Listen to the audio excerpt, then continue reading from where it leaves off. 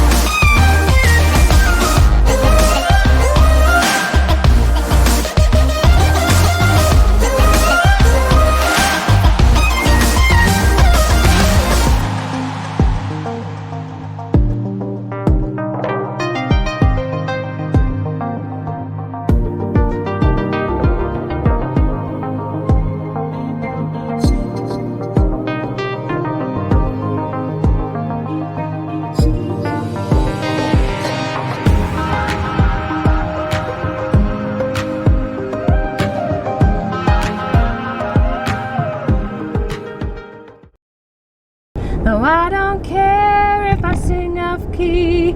I find myself in my melodies.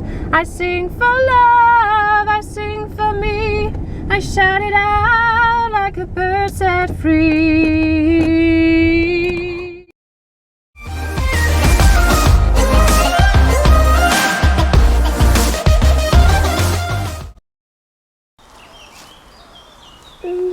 On y va.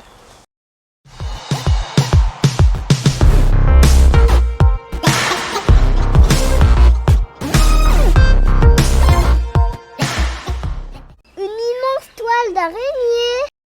Je crois que ça, c'est pas une larve, je crois que c'est un animal déjà fait.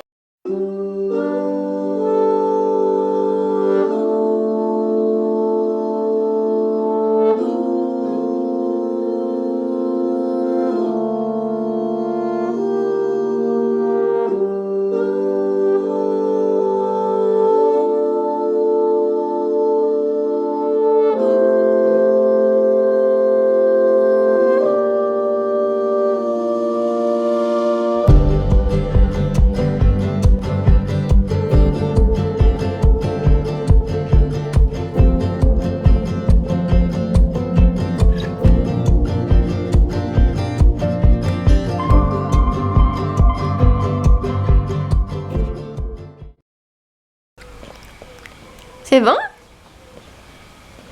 Délicieux, oui.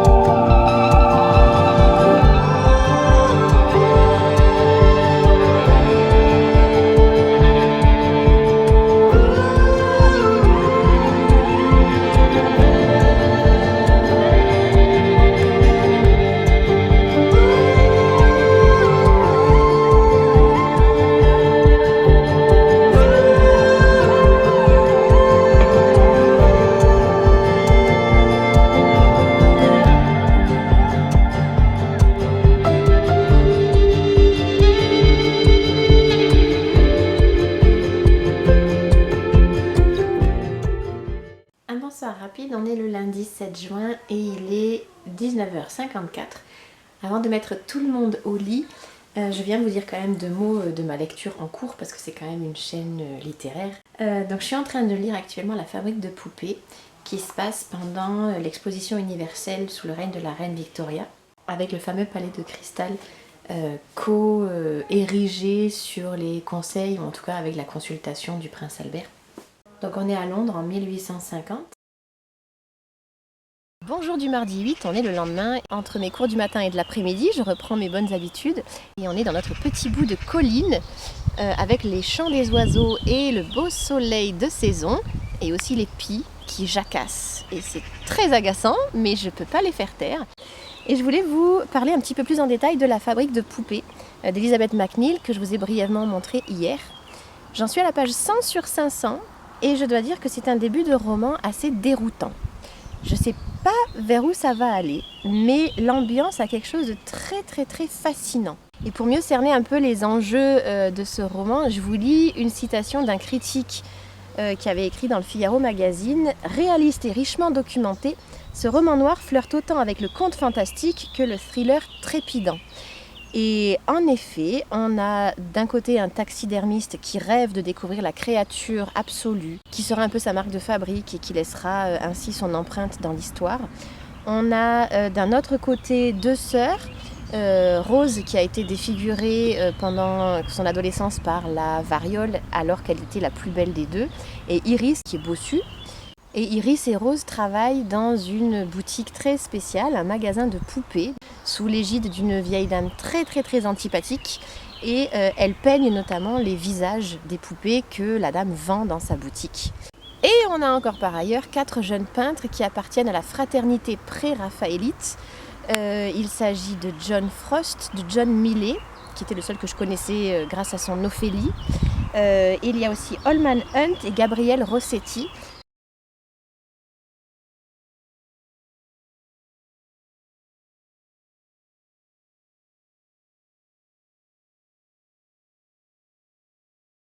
Donc on a tous ces arts qui se mélangent dans ce début de roman.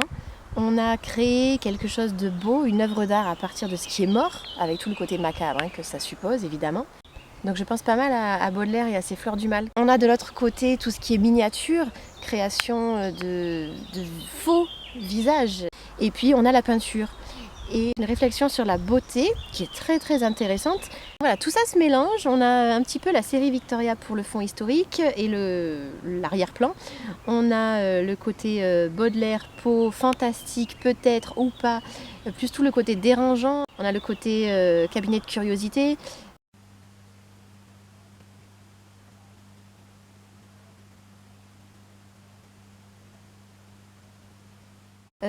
Bref, je sais pas où ça va aller. Alors je me souviens que Bidib dans sa chronique avait noté la même chose, mais qu'après ça allait dans une direction et qu'elle s'était régalée dans la suite. C'est vrai que c'est très bizarre comme ambiance.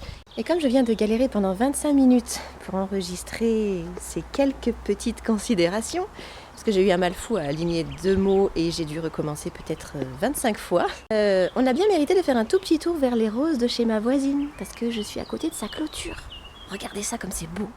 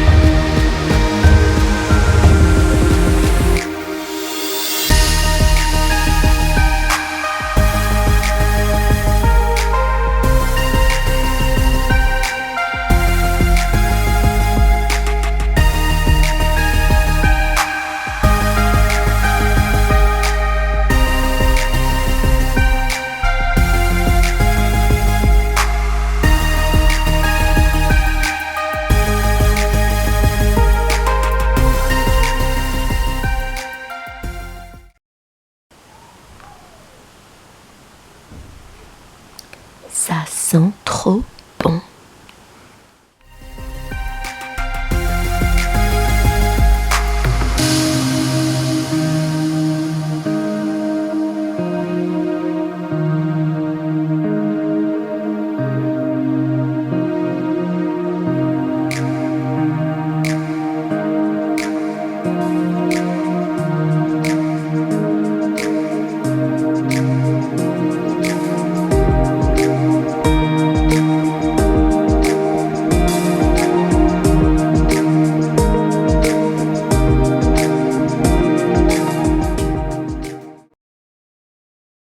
Le château hanté des monstres. Et celui-là?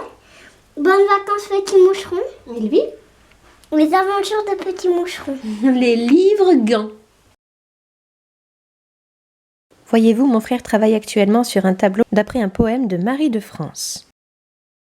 Louis ouvre un ouvrage consacré aux fresques peintes sur les murs du Campo Santo à Pise et s'extasie sur la beauté des œuvres de cette période, celle qui a précédé l'arrivée de Raphaël et de ce que Louis nomme l'idéalisme factice.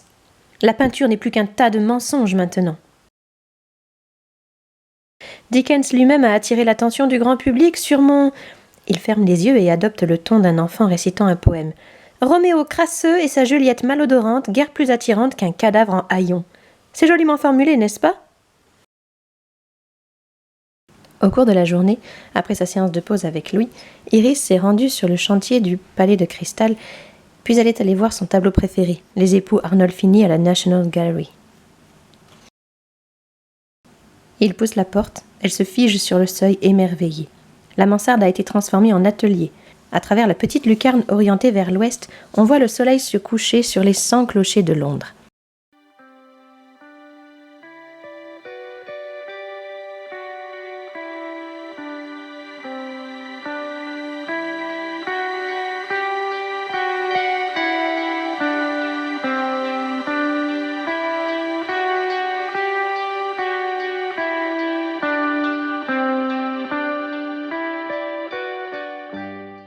Que chante-t-il? Et dans quelle langue? Iris n'en a pas la moindre idée. Mozart, répond Louis. Le mariage de Figaro? Je sais, ment-elle. Êtes-vous déjà allé à l'opéra? Alors je vous y emmènerai.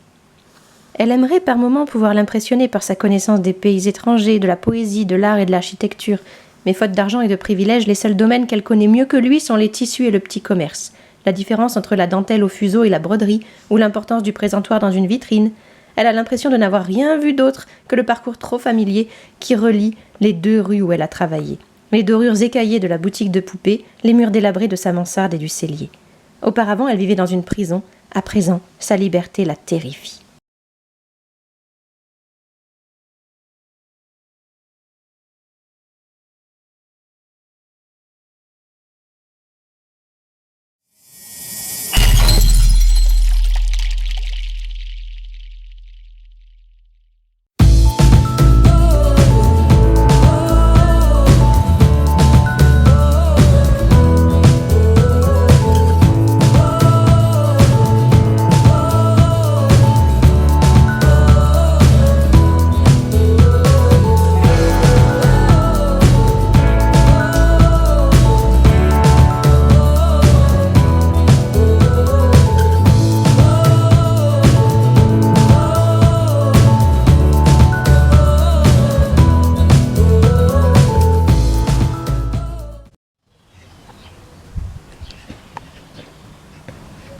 Ça me rappelle quelqu'un. Tip, tip, tip, roux, tape, tape, tape, roux, le corps droit fait bouffer tes plumes, je veux dire tes poils.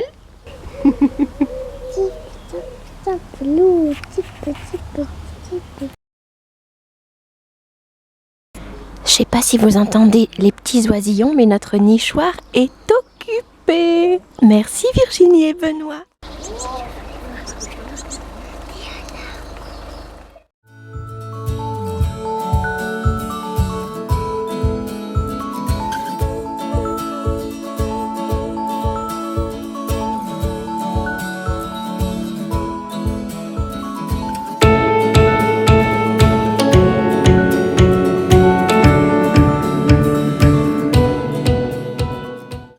Et coucou, on est samedi, on est le 12 de juin en début d'après-midi.